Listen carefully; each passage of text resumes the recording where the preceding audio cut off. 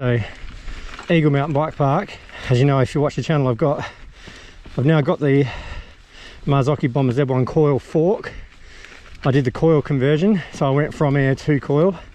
I did that first, rode that for a little bit with a DPX2 air shock in the rear, and then because the fork felt so much better as a coil fork than it did air, I got the coil for the rear as well.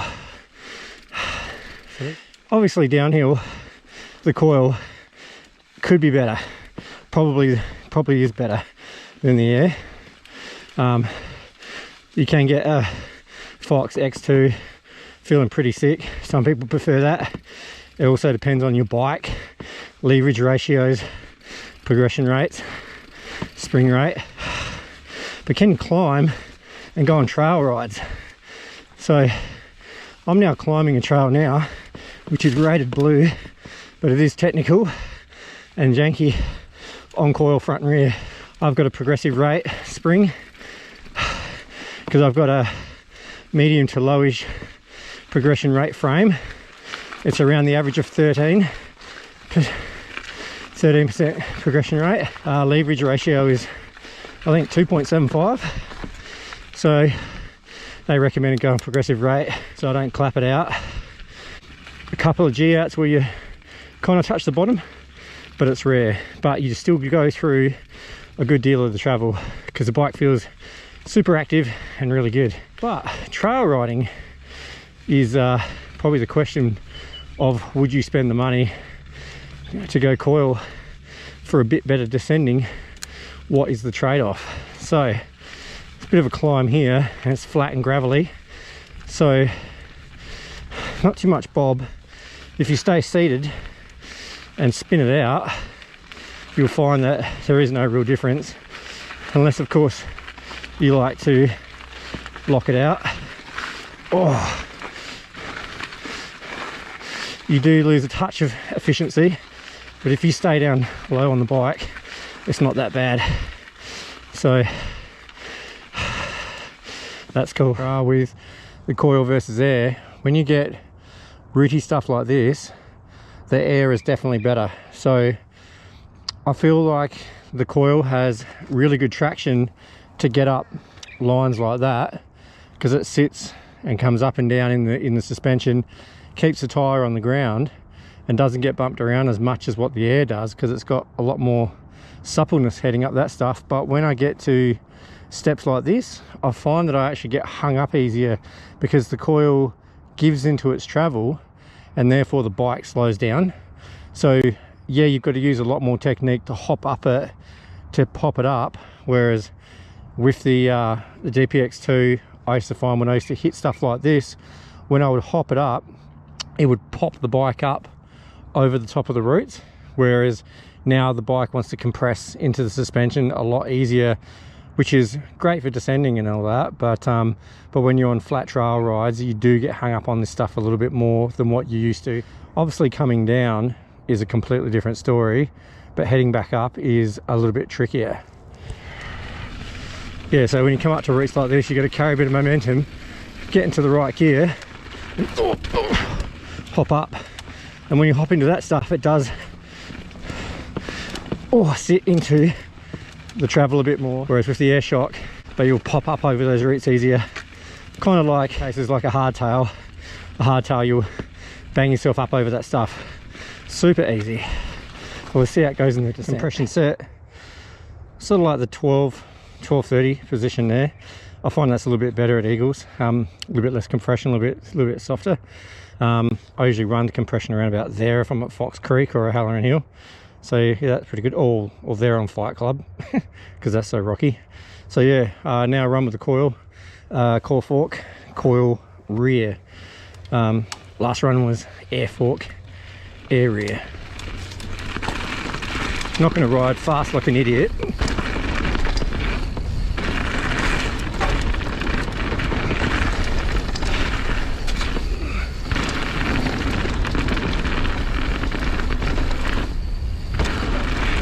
Still got the same amount of pop.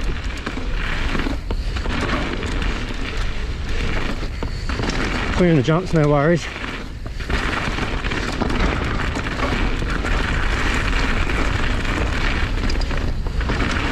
So much smoother. I can't. Hands are so much more calmer.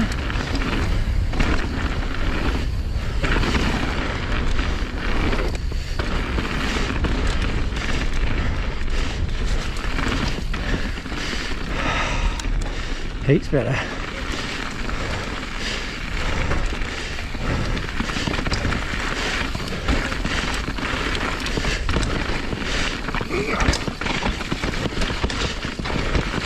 A lot more control. Oh, that's slippery.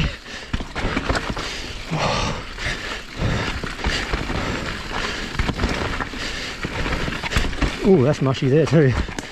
Oh, the clay, mate. Bike's so smooth now, there's no more pitter patter off the trail.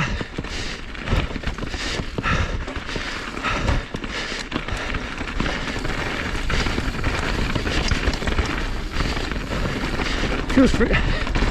Oh, just find it harder to pedal through that shit. If you can pump,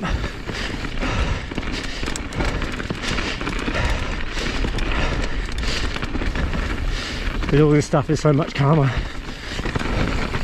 I guess you call it jank.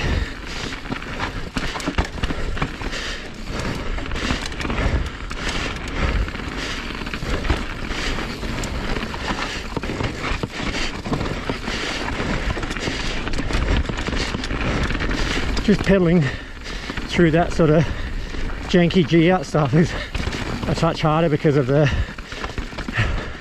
bike feels a touch more active, which is good when you're doing this, like just rolling and pedaling.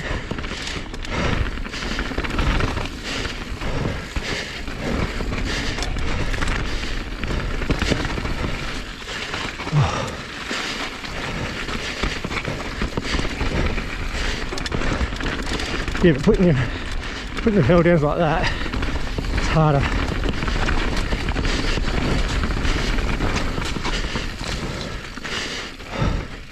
Oh, so muddy.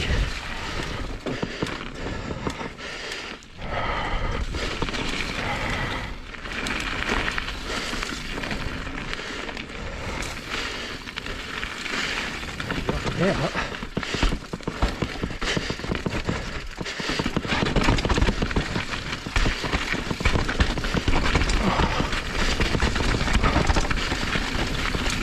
So you can carry so much speed through this rocky stuff. Not that I'm going that fast. Oh.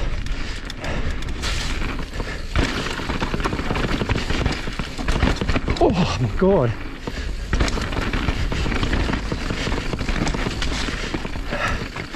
Man, she's slippery and bouncy.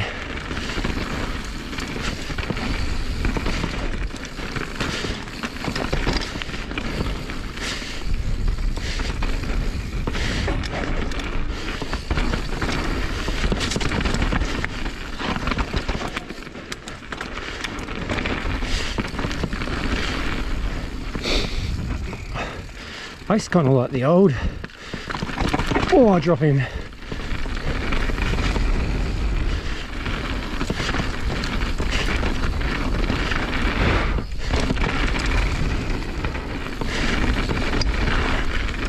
Massive. What is that?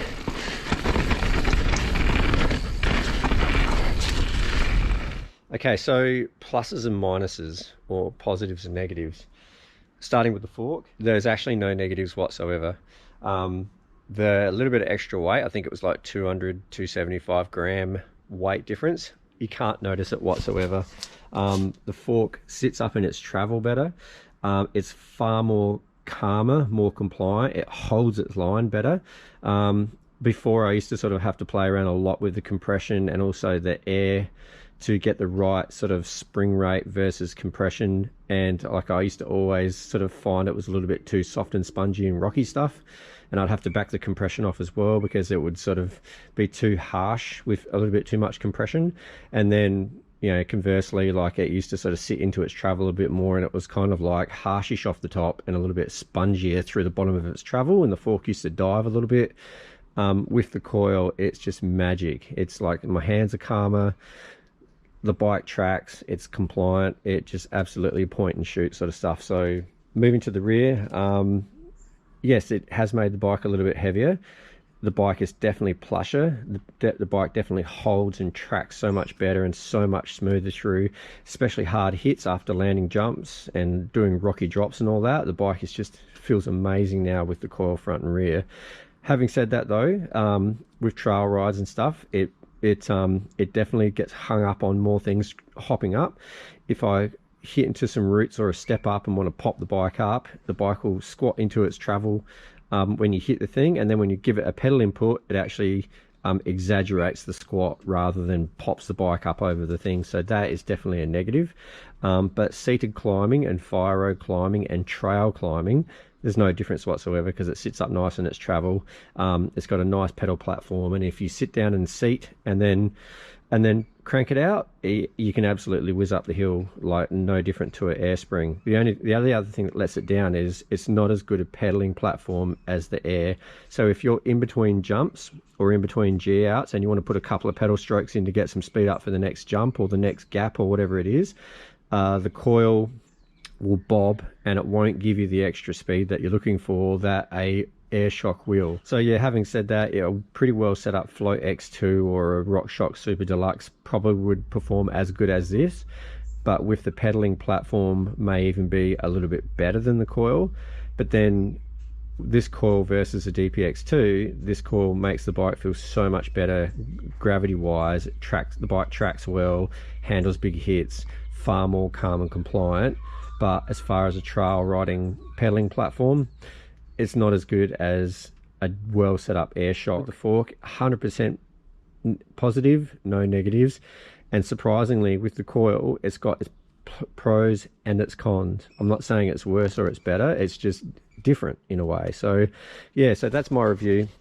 Hopefully you get something from that. If you're thinking about doing a Coil fork conversion, like, I highly recommend it. The performance is just next level.